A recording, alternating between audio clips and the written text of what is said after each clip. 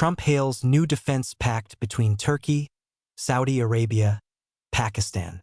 U.S. President Donald Trump has welcomed a new collective defense agreement between Saudi Arabia, Turkey, and Pakistan, calling the pact a major step toward greater security and stability in the Middle East.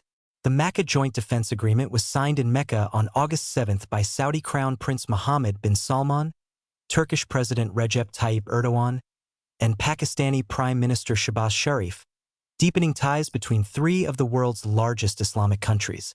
Very happy to see that Saudi Arabia, Turkey, and Pakistan have recently and finally signed the Mecca Joint Defense Agreement, Trump said in an August 16 post on Truth Social. It shows how the Middle East is coming together and how countries will finally be able to defend themselves in a more meaningful way. He added in all caps, "This is a big, bold, and important first step." The agreement commits the three Islamic powers to regard an armed attack against any one of them as an attack against all three. The pact draws together Saudi Arabia's oil wealth and regional military strength, Turkey's vast armed forces, and Pakistan's nuclear capabilities. Sharif thanked Trump for his support and said the three countries would seek to bolster security beyond their own borders. Together with the brotherly Kingdom of Saudi Arabia and the Republic of Turkey, Pakistan will continue to play a constructive role in ensuring the defense of our own countries as well as the entire region, Sharif said in a post on X.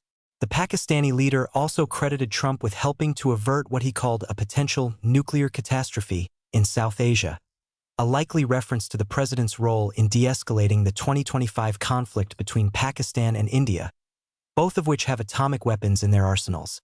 Pact described as defensive. The language of the Makkah Joint Defense Agreement closely mirrors the collective defense language contained in Article 5 of the NATO Treaty, which obliges signatories to treat an attack on one as an attack on all.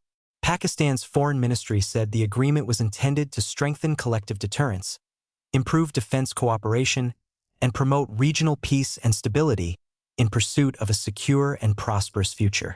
Saudi Deputy Minister for Public Diplomacy Raid Krimli said the pact was the result of years of negotiations and would help the three countries develop joint defense capabilities, improve military readiness, and integrate their responses to shared threats.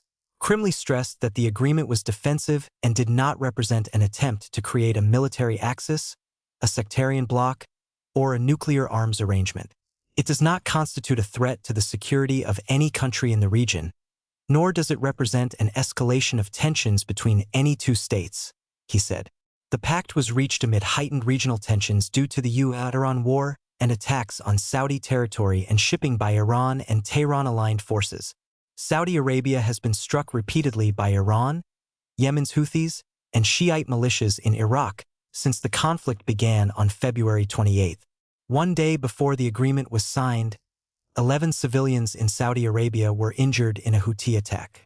George Friedman, founder and chairman of the geopolitical futures think tank, said the agreement could reshape the balance of power across the region if it develops into an effective alliance. For the region, it's enormous, Friedman said in a recent geopolitical futures podcast. It creates a potential center of gravity around which the region will operate. Friedman said the pact leverages the respective strengths of its members to address respective gaps. He noted that Turkey possesses a powerful military, the second largest in NATO, but needs investment, while Saudi Arabia has great wealth but faces significant security vulnerabilities. The most dangerous thing in the world is to be rich and weak, Friedman said, and the Saudis are militarily weak.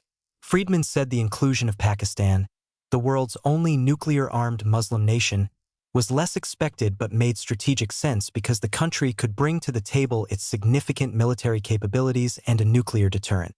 Iran has said it sees no reason to be concerned about the new security pact.